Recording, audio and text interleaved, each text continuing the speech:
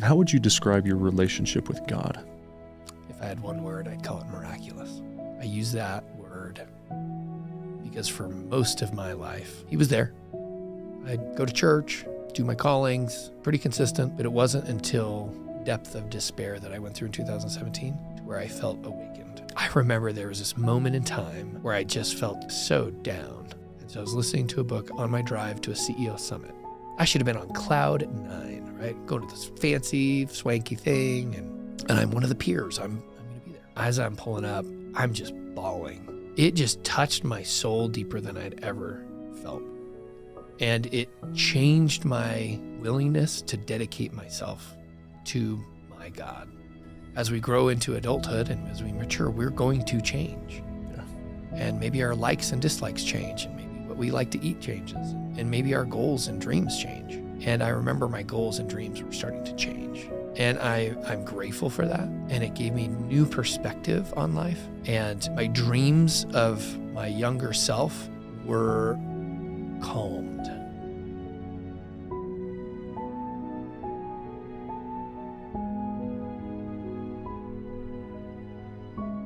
Bubba Page, welcome to the Roller Coaster Podcast. So good to be here. We're doing it, man. Bubba and I go way back. We've known each other for probably at least 15 years. He's a good friend of my older brother, Derek's. And, Bubba's been one of these guys to me that has always been a little mysterious, like a man of many opportunities, I would say. And I don't know if that's outsider perspective looking in. Maybe you feel like you've been only focused on a few things, but every time I think of you, I'm like, I don't even know what Bubba's doing anymore, but I know he's successful and I know he's crushing it. And so, we're going to talk about a lot of things today. We're going to talk about your venture fund, if I can call it that, right? Your venture syndicate. We're going to talk about some of your past in business that I think people are going to find really meaningful. And then we're going to talk about, one thing that is incredibly meaningful to me in my life right now, which is how to be a great father. And I think you've modeled that really well. Again, outsider looking in, let's see, right? Yeah. But we'll don't believe everything you see online. We'll spend quite a bit of time, on that. So just to kind of preface for the audience. So, Bubba, I'd love to start out and I'd like to ask you a question about what is one word that would be used to describe you from your best friend? Oh man, one word. I would hope to say loyal. If it was a friend that was talking about me, I would hope that he would say something like loyal. If it was an acquaintance, I would think they'd say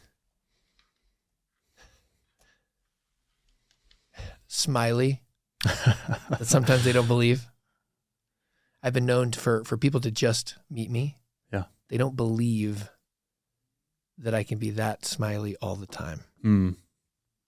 And so, after the 10th and 15th time that they see me and I'm giving them a hug and smile, they're like, you're the same. Oh, wait a second. Maybe he really does smile that much. If it was my siblings, I think they'd say privileged. I'm the youngest child. Sometimes the older siblings think that. If it was my parents, sorry, I'm just ad-libbing here, going with it. Yeah. I could see them saying something like dedicated. That's your wife. If my wife were to say one word, all in. Nice. I love that. Let's unpack that one. I can see that that's one that is probably pretty meaningful. Yeah. To, your relationship and that dynamic. So yeah. Why'd you choose that word? Well, off the cuff, first thing that came to mind, I feel like when we're making decisions, the first thought that comes to your mind is typically the right thought. It may be the more difficult thought, maybe the more uncomfortable thought. I'm a big believer in God. I'm a big believer in faith. And I think that God speaks to us on that first inkling. That first prompting to me is typically God. After that, my own mind can jumble all kinds of stuff. Or even, if I believe in God, and I also believe in the adversary, the other side, Satan. And I think he and his minions also try to get those thoughts in there. But typically, I believe it's not your first thought. So I am trying, this is a lifelong pursuit to try and understand that first thought and to act on that first thought, write it down. That's a new thing. I'm trying to journal a lot more. Yeah. The reason I picked all in is, I'm 40 years old. It's so hard to even say that. Can't believe I'm 40 is the new 30 though. It's the new 30. Maybe that's just old guy talk. I know. I embrace it though. It's amazing to be 40 and feel the way that I feel and know that I have so much time ahead of me and so much still to accomplish and to do and to be. And even though any one of our days could be cut short at any moment, and I've got a story to tell you about that later, I'm grateful. I'm grateful to be 40. Grateful for the years that I've had, and I'm grateful for the years to come. It does feel like I'm just getting started. That's for sure. Okay, so being 40, 8 kids, 4 boys, 4 girls, they are incredible. 3.5-year-old twins to 13, almost 14-year-old. We packed 8 kids in 10 years. My wife is an absolute champ. She always wanted a big family. I thought big was like 4 to 6. She thought big was like 8 to 12. And after we had the twins, we felt the time that we were good. Yeah. I think in any type of marital relationship, having that dedication to one another and that quote unquote being all in is a key factor in any level of success. And I'm not saying my marriage is a success. Sure. We've got plenty that we are working on constantly and can improve on. But I think that all-in factor can help you to get through some of those difficult moments. Mm-hmm. And as an entrepreneur, I've been involved in quite a few entrepreneurial ventures, and it's hard for spouses and as a couple to go through that. Like if you know you want to be an entrepreneur and you want to go down that path, you need to know that there will be challenges and trials that you will face, guaranteed. And even if you're not an entrepreneur, you're going to face those same different challenges and trials. I think there's maybe a heightened level of struggle with entrepreneurial spouses sometimes because of what the business sometimes needs. And the balancing act, I think, is, my wife talks about this on her social platforms, but balancing plates. Sometimes you're able to spin that plate of marriage, but then your business plate might start to lose its turn. Yeah. So then you got to hurry and spin that guy, and then kids, and it's, being able to spin those many, many plates that we have as an entrepreneur, as a founder, as a husband, as a father, as a member of your community, as a member of the church, of your whatever church or organization, of clubs, of friendships, you got to balance a lot of plates. And I don't think there is an official balance. You just have to keep spinning them. But I think all in is one of those words, or I guess 2 words that means a lot to me. That to be all in means you're going to work through whatever you need to work through, and to be there for one another, and to try and have that open vulnerability within a marital relationship that allows for healing to take place. And we've all changed since we were married. I was 23, she was 21. Pretty young to get married. I don't think it's wrong. I just think we're young, and that's okay. And you grow, and as you grow and mature, you're going to become a different human. and your spouse will become a different human. Yeah. Hopefully for better. Yeah. But guaranteed you're going to create some kind of a habit or some kind of a thought process or something that may not be as healthy. Mm-hmm. And having an all-in spouse is able to work through and be with you and support you through some of those really changes. Well said. Yeah, we've been through a lot of that in our marriage too. And I've been super open about just, therapy and everything that was required to get to the other side of that. And I say we're on the other side, but it's like, no, it's a constant work, right? You can't, you have to be really thoughtful about it on a daily basis. So can I dive in on the therapy thing? Sure. Yeah. Everyone watching, therapy is a great thing. Yeah. Don't be afraid of it. There is no reason to be ashamed that even if you're not having struggles, go to a therapist, even if it's quarterly. I just think, now we've been to some therapists that were not necessarily ideal. Yeah. So you do want to find the right ones. I've also noticed that there are coaches, they don't have the therapy certificate or schooling per se. Yep. But I think I'm going to bring this up because it's on my mind. I just read a book called The Masculine in Relationship.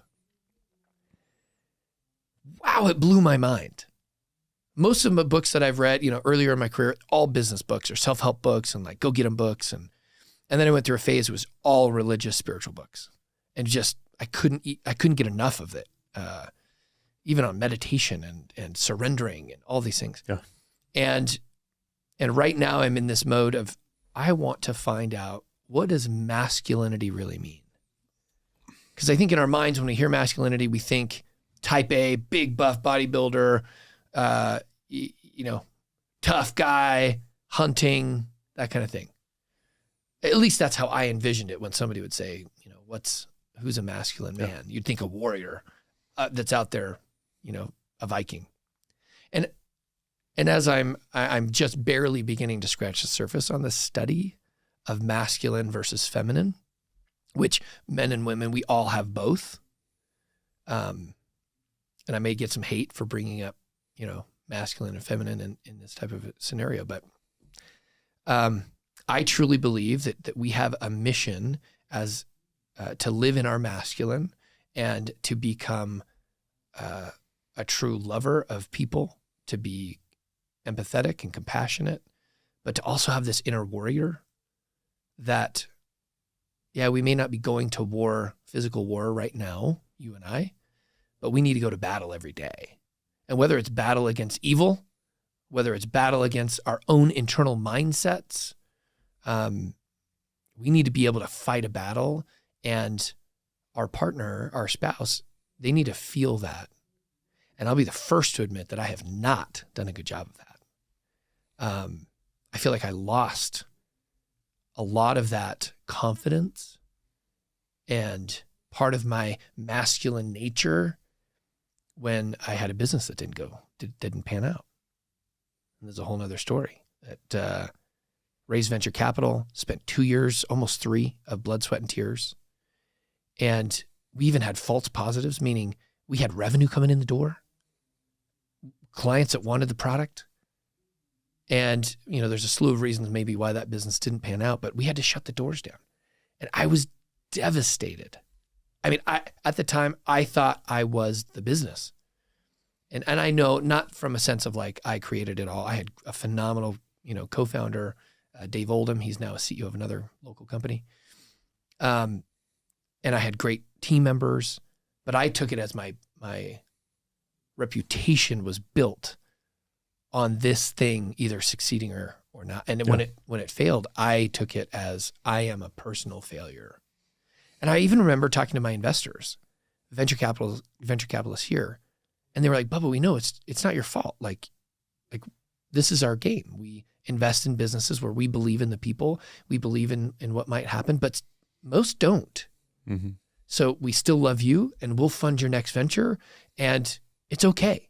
And I remember like hearing that and feeling the love. And I tried to let it sit in, but it took me probably 6 months before I got out of a depression, anxious funk. And so anybody who's struggled with failure, which if you're an entrepreneur, you will have failure, period. Mm-hmm. That's part of the path that we have to go down. I just honestly had not had a significant failure in my life yet. And as I've unpacked this with some coaching, some breath work, and some deep diving into my internal being, it even goes back to my childhood. My parents are incredible. I just had them. We hosted them for Thanksgiving. They are amazing human beings. I love them to death. I'm the youngest child, so my mom and I were extremely close. And I even have this thing written down as first grader. It says, I am cute, I am fast, I am strong. She had built up my confidence so high, even in first grade, that I thought I was invincible. Yeah. And I'll be honest, she continued to do that my entire life. She built up my confidence so much.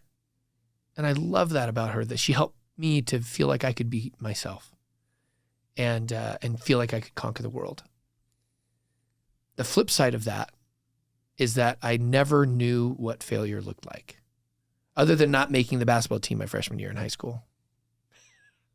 But I don't think that was real failure, right? Yeah. I know I was devastated then, and so when this happened, when the business didn't pan out the way that we had hoped, it shook my world more than it should have, to be honest. I didn't have the tools. I didn't have the understanding to work through these feelings. I had never even known what depression was. I had heard people talk about it, but I had no experience, or anyone around me didn't know what being anxious meant. You just push through it. As an entrepreneur, you're going to feel anxious, but you just go do anyway. But man, it rocked my world. And honestly, that was in 2017. I haven't been the same. That is sad for it to take me that long, and for me to only now feel like I'm starting to put words to maybe the feelings I had. That's sad. For sure. And it's my own fault. I take full accountability of not figuring out solutions to some of those things earlier. Yeah. But anyway, there's a lot that we can go there. You talked about third grade writing down this I am statement. One of the things that I've worked with men and women on a lot is a framework that I call the I am statement. And the idea behind this is, how do you decouple what you do from who you are? And if you think about the last 50 times that you were in a public setting and you were introducing yourself for the first time, right? How did you introduce yourself? My guess is, I'm Bubba. I have a VC syndicate. I have done these things. I'm an entrepreneur guy. I'm a this and that. And you never actually tell the person who you are at your core, right? And so the thing that we work on is we actually write down, like, who are you at your core? I love that. And what is your identity truly? And leave work and career and professional out of it completely. And it's hard for people. Mm-hmm. It's hard, and it takes some real time and some real digging, and you know, who am I? And so, what are your thoughts on, I think if you would have known truly who you were before you had that failure, you would have been able to handle it probably a lot better, right? So for other entrepreneurs that are about to go through what you went through, we all have failures in our life, right? Like, what are your thoughts on this idea of decoupling 100% your work from who you actually are? Yeah, I mean, if I would have known 20 years ago what I'm only beginning to understand now, to have first start journaling, period. I know I was told that as a kid to journal. And yeah, I put some things down here and there. And in college, I wrote some things down. I served an LDS mission, a Mormon mission in Brazil. Absolutely loved it. It was incredible.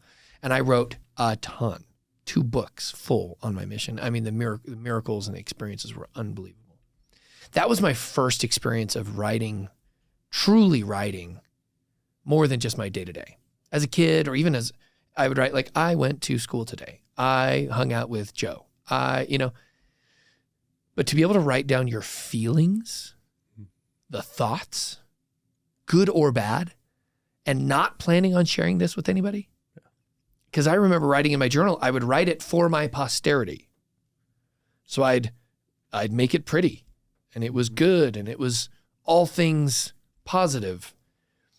And I missed a huge opportunity to write down my failures, my struggles, the temptations, my what I needed to work on, the things that I missed a huge opportunity. So if I were to talk to my 20-year-old self again, I'd say start journaling today and do it every day.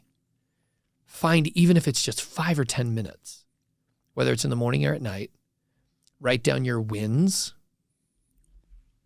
What did you win today? Did you exercise today? That's a win. Did you help someone today? That's a win. Did you do something you wanted to accomplish at work? That's a win. Write it down. Did you overcome a negative thought? That's a win. Write it down. If you can write down your wins and then write down some of the struggles. What is haunting your mind? What are your fears? And I think I've been just hiding those things or pushing them down for so long that I didn't face my fears. And if I would have known who I truly was, but here's the thing, if you would have asked me as a 20-year-old, who am I would have been like, of course I know. And I would have just like spattered out whatever first came to my head without taking a deeper dive of saying, who am I? I am a son of God. Like that's my first go-to. I am a son of God. I know he loves me. And I want to be a warrior for him. And that doesn't mean I'm going to go offend people or I'm going to throw my spiritual beliefs on other people, but I'm going to be a warrior for truth to the best that I can. I am a father. I should say I'm a husband, because I think the priority for me is God, my wife, and my kids, in that order. And having the priority of God, making sure that I put him before all else is, I think, a critical piece. But knowing that my wife is she is my eternal companion. She is my everything, that I know I missed a lot of chances as a husband to validate her, to hear her the way I should hear, to help her become who she needed to be. I thought I was doing those things, but I didn't fully understand. And I still don't fully understand. I'm working on those things. As a father, knowing who I am as a father, I want to be teaching these kids correct principles. I want them to be able to govern themselves when the time comes. I want to have fun with them. I want to be a fun dad. I want them to remember that we had fun together and that we were able to talk openly about anything. And I love my parents, but we weren't able to just be open about everything. Yeah. And maybe it's a generational thing. For sure. Yeah. But anyway, the I am statement, I am going through it right now. Again, I told you I'm going to a retreat this weekend. Yeah. I have been writing in my journal in depth. Who am I? Who does God want me to be? Mm. What are the gifts that God has given me? And how can I utilize those gifts to help other people? And in that journey that I'm on right now, I want to have the feeling of pure confidence that I'm headed down the path I'm supposed to head down. Mm. And that I can make the most impact in the world that I'm supposed to make, so that I can feel this intrinsic validation and not need it from outside sources. Going back to my mom, and I just love my mom. She built my confidence up like crazy. But I didn't learn to appropriately create internal validation and internal self-confidence. I derived it from other people. And I'm more of an outgoing personality, so that was easy for me. Making relationships is easy for me, I feel. Winning awards and getting on stage or whatever it is, like those things come easier. All external validation. But they're all external. Yeah. And I've been living so much off of external validation. I am 40 dang years old. I should Totally. not need external Totally. validation. So I think this path of the I am statement is, I would absolutely recommend any human, whether you're 20, 16, 18, whatever, or even in your 60s and 70s, if you haven't done this yet, it's time. For sure. Thank you to our sponsors over at Bucked Up. I love this company. I love their products, their apparel, and their supplements. Recently, they dropped the mother of all pre-workouts, Mother Bucker. This is not for the faint of heart. This will make you want to claw your face off. So don't get stuck in traffic when you're headed to the gym. I love these guys. I love this company, and I love their products. They are clearly the best tasting pre-workout on the entire market, and they're number one for a reason. Bucked Up is my favorite workout brand, hands down. And they also have my favorite apparel for working out and just for daily life.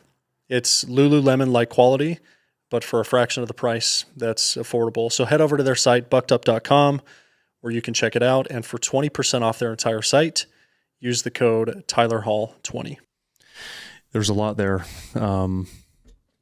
One of the things that I've talked about a lot on the podcast, I'll actually, if you'd like, I'll read you my statement. I would love that. Oh my That'd be gosh. cool. Give you maybe some inspiration. But there's something that I've talked about on the show before, which is that I believe that every man I hope some point in their life wakes up and they realize that they don't need external validation anymore, and that it really doesn't matter what everybody else thinks about you, and that allodoxophobia, or what's known as the spotlight effect, interesting. is not a real thing, right? It's the idea of everybody around us is watching us and has a microscope on us and cares what we're doing. The reality is, like, no one cares. Everyone's worried about themselves, right? Yeah. And that is, I think, a moment for every man that if you haven't achieved that and you still do deeply care and you haven't figured out how to validate yourself internally, like work to get there. But the honest truth, though, is think about it from a percentage basis. Less than half have come to a place where they're able to have that full confidence inside. Yeah. I would say significantly less, right? Like who knows less what the than number 10%, is? Yeah, less than 1%. Very low. So I would say that the majority of us that are listening to this have probably are still worried. And me too. Yeah. And it's sad because we know that we shouldn't, but maybe we don't know how yet. Yeah. Yeah. And maybe that's part of our journey. Yeah, for sure.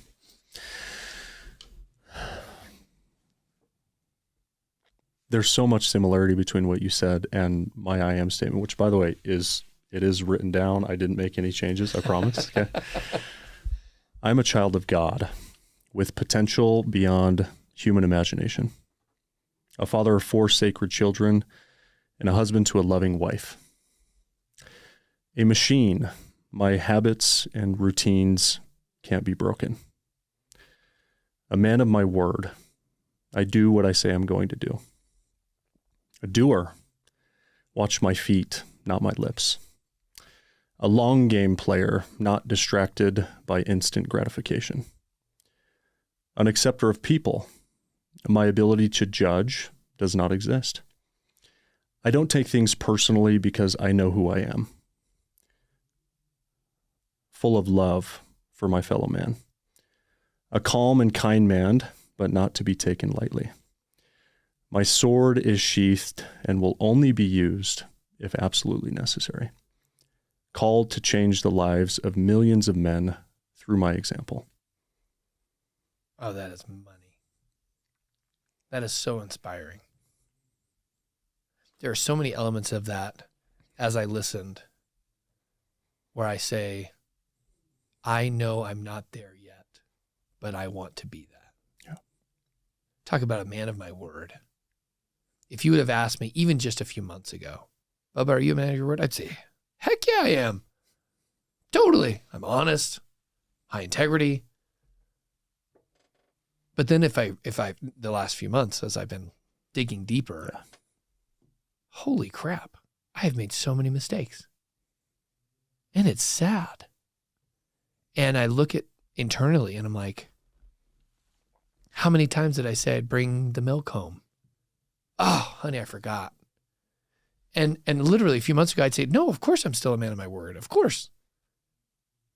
But technically I was not. I said I would, I did not. Yeah. And therefore I was not a man of my word. I've even had to create better systems for myself to, especially with my wife. If I hear a request, hey, hon, would you, whatever, take out the garbages?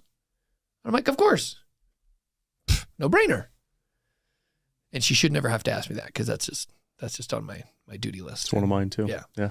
But let's just say she did. And it wasn't normally on my to-do list. Well, now I actually write it down.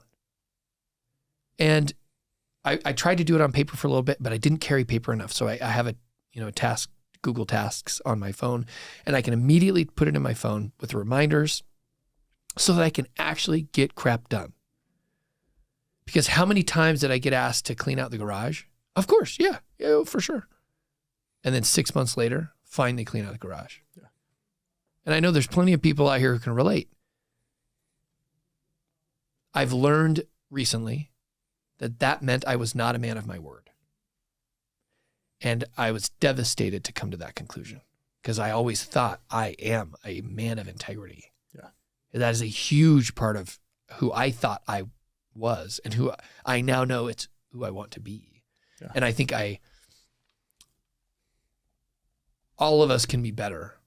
And I'm sure there's men and women listening to this, but I want to just specifically to men, like we must be better. We are called to a higher calling, and that is to be a man of our word. And it's an ongoing learning and improvement.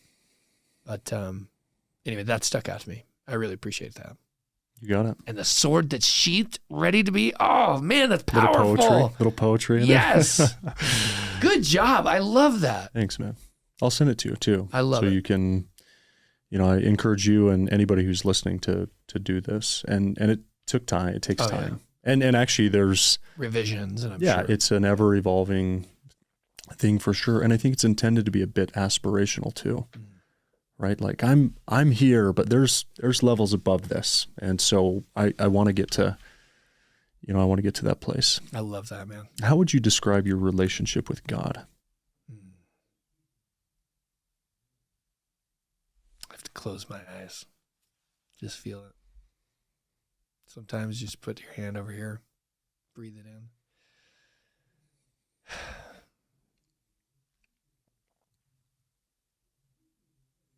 If I had one word, I'd call it miraculous. I use that word because for most of my life, he was there. And yeah, I'd talk to him here and there. I'd go to church, do my callings, pretty consistent. But it wasn't until probably the same depth of despair that I went through in 2017 to where I felt awakened. And that's the miraculous relationship that was built. I'm a crier, so they may come. I think that's okay.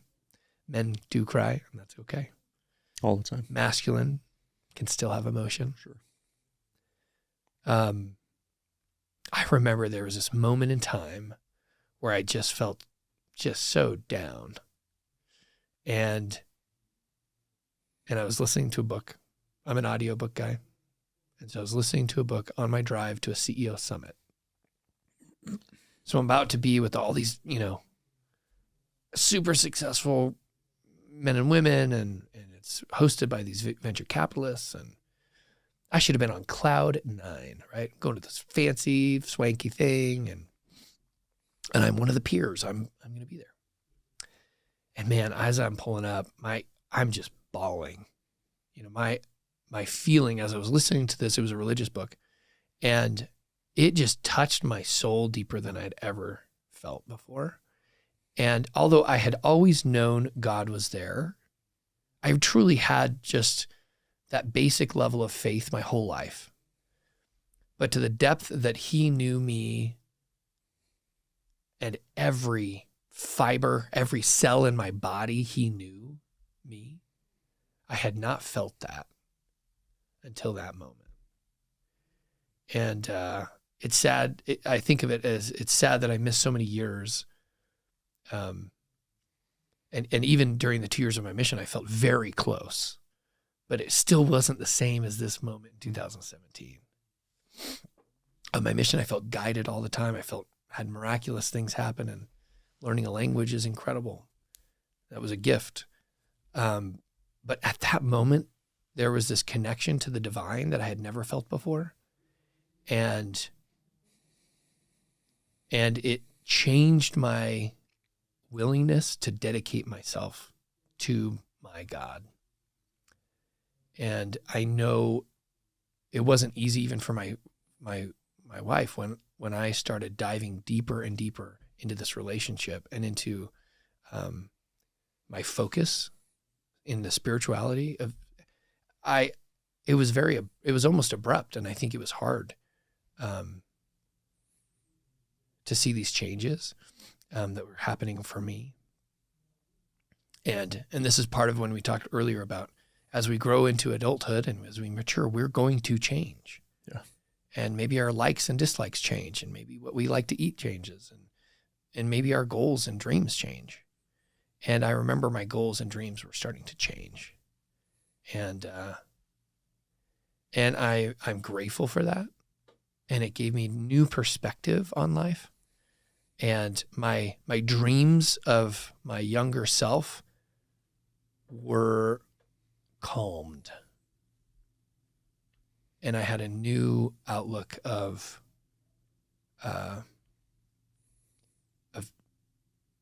just a new perspective. Anyway, that was a long explanation for the word miraculous.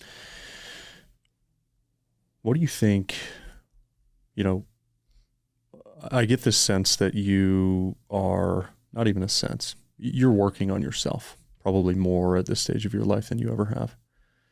And that's a beautiful thing. And it's the reason why I'm launching the Levels movement next year, which is just to help other men work on themselves. It's what I've spent the last couple of years since we had our family event. And we all need it.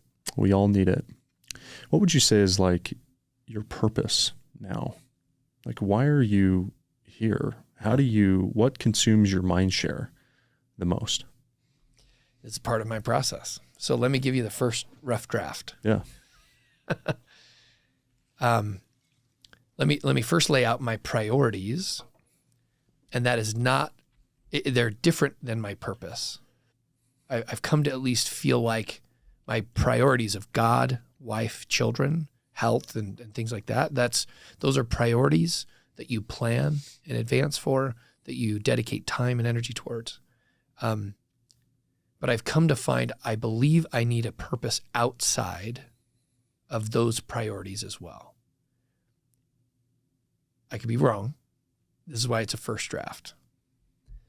So knowing that these are my priorities, and this is what I've basically built my whole life around, were these priorities. I lost a sense of purpose outside of my wife, children, and religion, spirituality. I lost it.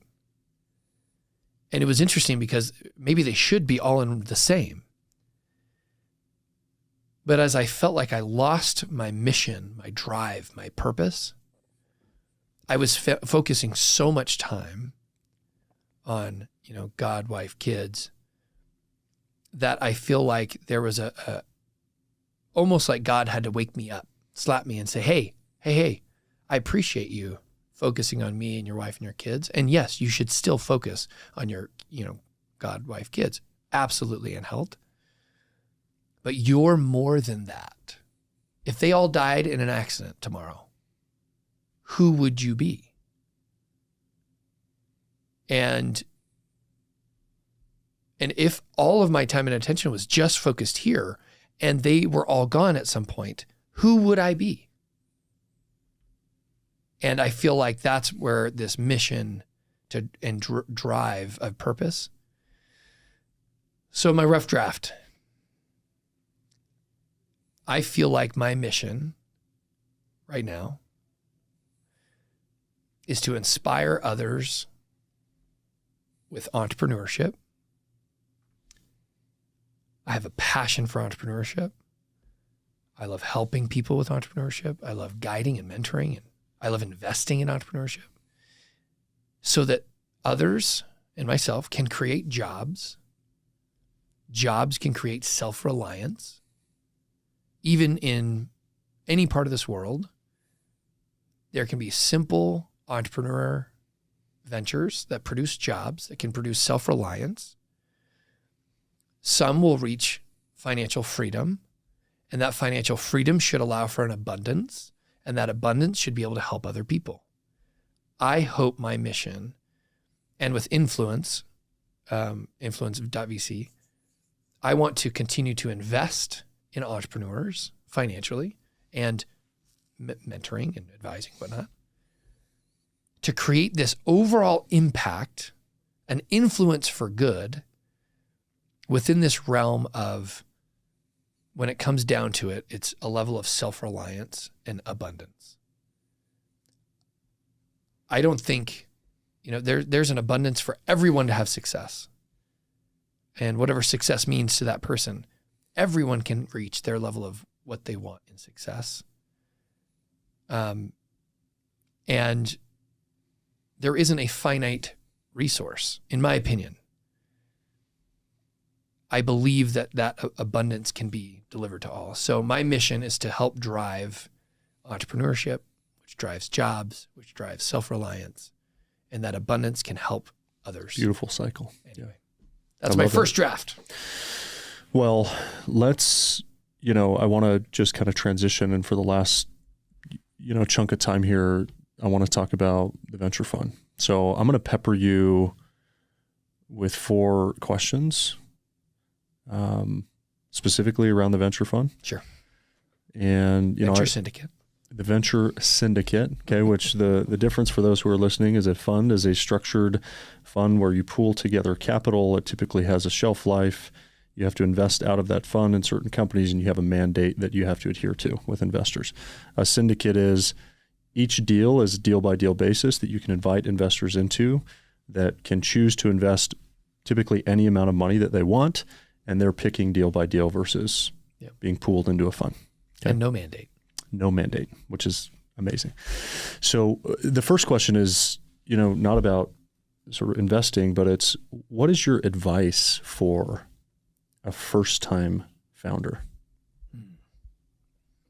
First-time founder. I'm a huge believer in the network, your network.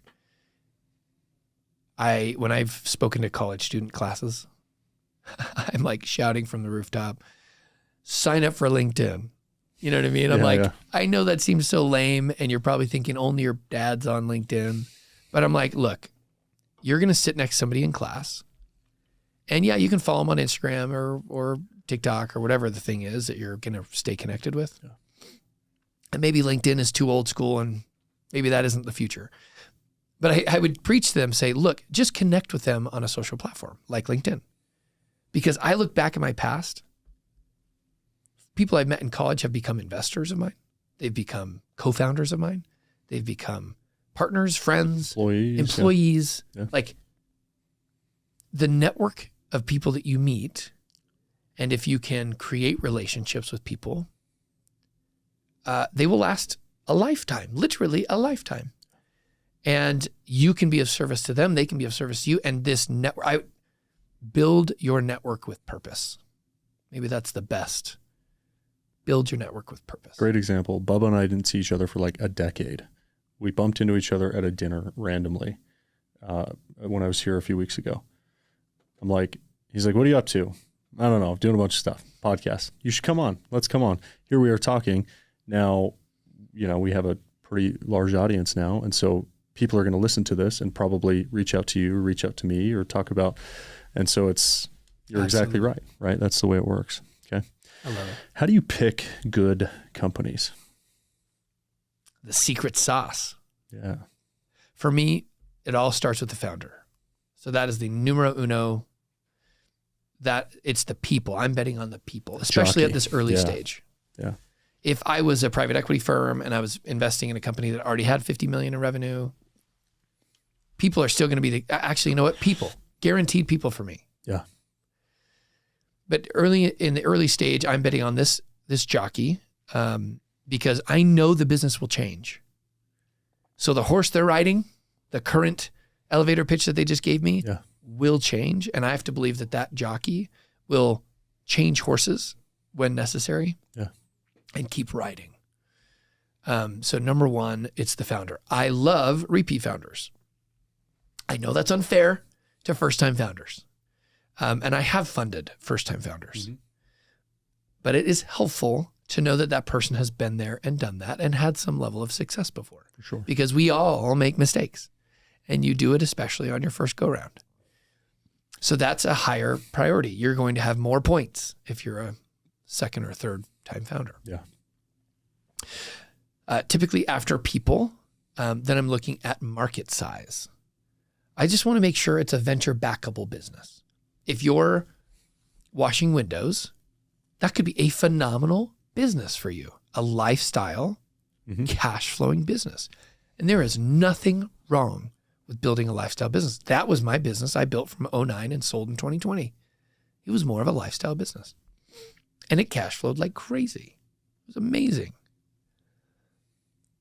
But it's not venture backable. And so as a venture capitalist, as an investor, I probably shouldn't invest looking for venture capital type returns. Mm-hmm. Now, I'm talking to a group. I literally just recorded this yesterday. They do trampoline parks. They pitched me as an investor for their trampoline parks. I'm looking at that investment as not a venture capital investment of a 10x plus return, but as a cash flowing investment. Mm-hmm. And it is a service. It's a lifestyle type business. Yeah. So, and I think that especially nowadays, investors are looking for cash flowing type opportunities. So anyway, all right. So market opportunity and then idea is third. Idea is third. Again, because it's going to change. Mm-hmm. But I do want to have at least some idea of where they're thinking. Mm-hmm. And I'm okay with the idea to be small at first. And even if their market for that small idea is small there, but they have to have the vision of where it's going to reach the broader market. But again, this is advice for a very early stage. For sure. Pre-seed, seed plus type investment. And brownie point, probably big brownie points for, do number 3 and 1 have alignment, right? Like, does the founder have some sort of expertise in the idea that they're going after? Domain. Absolutely. It was a pain for them, right? A passion. Who can join your syndicates? Any accredited investor. Okay. Which means what? Oh, let's see if I can think of legalese. I think if you're an individual, you have to be earning $200,000 a year or something. If you're a couple, then you have to have $300,000 a year, or at least have a minimum of $1 million in net worth. I think I'm speaking properly. Correct me if I'm wrong. Yeah. And so anyone that has that, and it can include your primary residence. So nowadays, most people are, well, not most adults in their 30s or 40s or beyond may be living in a home that is worth $1 million. Yeah. Therefore, they could be potentially considered unaccredited. Yeah. I would only begin investing in venture capital if you have already built your emergency savings. You have already invested in some level of a 401k or some kind of an IRA. I would take venture capital as a very high risk investment that potentially has high returns. But if I were to give advice to somebody who is a first time angel investor, I'd say make sure all of your other ducks are in a row. Yeah. Probably have more real estate investing, probably have more, even private equity is safer. Yeah. And venture capital has a very sexy feel to it. And it's really fun to be a part of a rocket ship. Yeah. But just be aware that it should be probably a very small percentage of your overall portfolio. Yeah. Less than 10% in my opinion. That's just a little bit of advice for those who are wanting to come in. But as long as you meet some of those criteria, absolutely reach out. I would love to have you be a part of the syndicate. I send out deals on a monthly basis that I've vetted hundreds of deals, and I typically pick 2 or 3 that I'm going to fund. And typically I'm writing my own check. And so I'm writing a check and I'm inviting others to write a check. And then we combine our funds to write one larger check. And that way that company only has one entity on their cap table, which is the ownership structure. And it's usually easy for them to manage just one. Yeah. So that's the quick snippet. Amazing. Bubba, I wish we had more time, but I'm happy you could be on, and I appreciate you being vulnerable and opening up and jumping on the roller coaster. I love it. Hey, I'm just so glad you're doing this. Thanks, you're man. diving deep, and we need that. We need especially men to be opening up. I don't think we do it enough. Thank you. All right. That's a wrap.